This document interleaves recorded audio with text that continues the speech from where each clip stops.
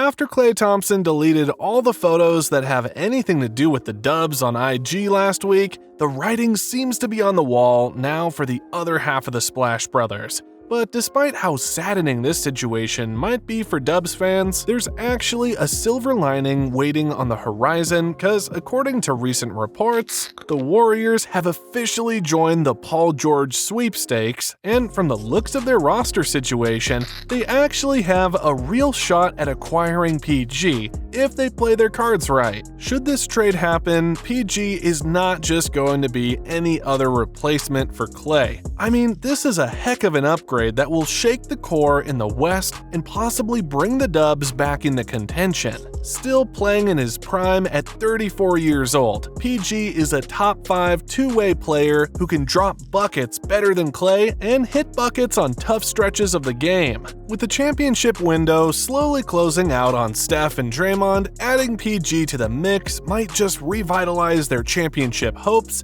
and prolong that window a bit more because he's a legit bucket getter who can help out Steph on the offense end. And at the same time, he's also a premier wing defender who can take some load off Draymond's defensive duties. On paper, the trio of Steph, PG, and Draymond looks extremely scary and has the chance to make some real noise in the stacked and much more competitive Western Conference. However, before we get all too excited about this theoretical trade, nothing is set in stone yet as PG has yet to come up with a decision. And as for the Warriors, they also need to take care of some problems in their own backyard should they really want to pursue PG. See, the real reason why PG's name came up quickly in the past few days has something to do with his contract situation. I mean, PG is due $48 million next season, and it has a player option attached to it. Now, reports say that PG is looking for a 4-year max contract extension with the Clippers. However, the Clippers, despite having a new arena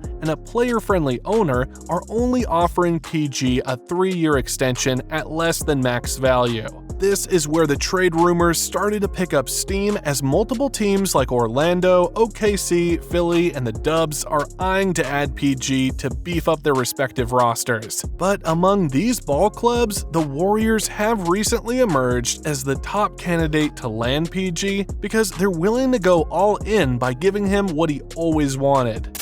Golden State is big fish hunting. Remember, last trade deadline, they put a call in about LeBron James. They are sniffing around big deals. If Paul George is willing to leave, they would like to be an option for him. But any of these places that Paul would need to go via trade would have to get worked out with the Clippers and would have to get worked out by Saturday. The Clippers, I think, are in a position where they kind of want to call Paul's bluff that he would actually want to leave his hometown of LA. So that's one of the most interesting things to watch in terms of stare downs between now and this weekend. As Wendy said in that clip, the Warriors had been targeting big names since the last season when they tried luring LeBron during the trade deadline and even tried bringing KD back. With this being said, this only means that they're not afraid to splurge a ton of money in exchange for a superstar, which is why I believe that this Paul George trade has a realistic chance of happening. Well, aside from the Dubs' willingness to go for the big fish in the pond, the Warriors also have the financial flexibility to make this happen. However, there are different scenarios that they have to consider first before this deal can be done, and on top of their priority list is Klay Thompson. Now, we all know that Klay and the Dubs are not seeing eye to eye in terms of the ongoing contract negotiations, and his decision can definitely make or break this potential blockbuster trade. See, if Klay walks away, the Warriors could acquire PG by waiving Chris Paul's $30 million off the books first, then trading some of their young core like Pods, TJD, and Moody, while topping it all off with a bunch of future round picks. In this scenario, the Dubs keep their top prized prospect in Jonathan Kuminga, as well as Andrew Wiggins, who can play the 4 spot in the starting lineup, or make an impact as a bench player. A first 5 featuring Steph, PG, Kuminga, Wiggins, and Draymond is looking like a much improved version of the death lineup that they had years ago, with a unique combination combination of size, athleticism, and versatility, and although they've lost some depth, this is still a formidable squad that could go all the way deep in the playoffs. Anyway, here's scenario number 2. Should Klay bury the hatchet with the Dubs and accept a team-friendly offer, the Dubs will definitely have to say goodbye to CP3 and Wiggs along with their massive salaries in order to squeeze Paul George in. In this scenario, Klay will have to step back and take a reduced role to make way for PG in the starting lineup. Although there are times that Klay may play alongside PG, I think it's best for Klay to come off the bench and play the role of the sixth man, because they will need every ounce of firepower they can get when the starters sit out, especially with their bench wearing thin. Now, what if the Dubs cave into Klay's demands and re-sign him to his desired amount? Well, if this is the case, the Warriors are not going to have that much financial elbow room compared to the first two scenarios, and they have no choice but to sacrifice a lot of pieces just to get this trade done. I mean, they have to get rid of CP3's and Wiggs' contracts, and on top of this, they may have to trade Jonathan Kuminga and Moses Moody as well. Out of the 3 possible scenarios, I think the second scenario is the best move the Warriors can take. To me, the pieces that are disposable and replaceable at this point are CP3 and Wiggs. The Warriors can package them in a trade to the Clippers along with GP2, Looney, and 2 future first-round picks in exchange for Paul George. If we're going to analyze this a bit deeper, this allows the Dubs to have PG acting as the super sidekick to Steph while not trading away Kuminga in the process, and more importantly, they're able to keep Klay in the Bay Area even if he's going to be playing on a reduced role.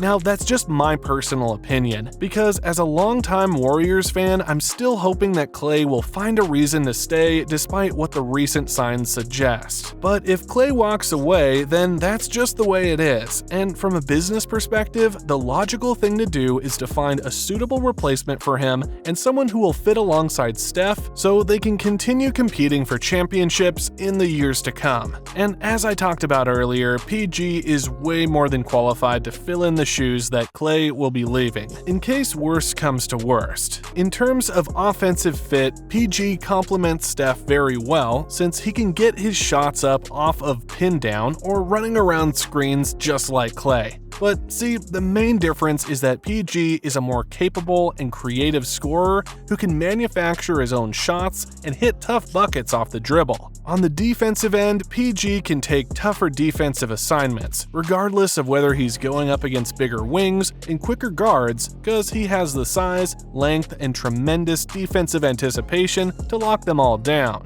Now, despite the remarkable things that I just said about PG, some analysts out there like Stephen A. think that this trade would not work, and here's his in-depth take on it. How do you feel about that? Do you think that the Warriors should give PG a max deal? No, I do not. I'm not trying to imply that he's not worth the money that he's asking for, particularly in today's NBA economy. You're damn right, he's worth it. I would just tell you, in that system, the way that they play, knowing that Steph Curry would be his teammate, Paul George can ball, and he can hit a 3. He can get to the basket. He's a big-time defender as well when he's committed to doing so. All of those things are true. I just don't view him as a catch-and-shoot guy. I view him as somebody, legs, perk, that has the potential to disrupt their rhythm. He's better suited for the Clippers. He's better suited for Philadelphia. He would have been better suited for the New York Knicks to some degree rather than Golden State. That's just how I view it. I could be wrong, but that's how I see him. Watching him and his style of play, juxtapose that to how Golden State balls, I just view them as a bit different.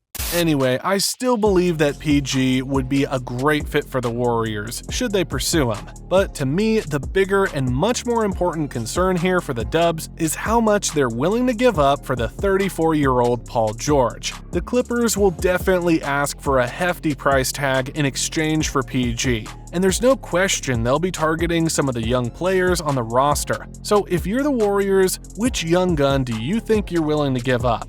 Is it Wiggins, Moody, Kuminga, or Pods? Well, let me know your thoughts on this by dropping your comments below. And until then, thanks for watching, and see you in the next video.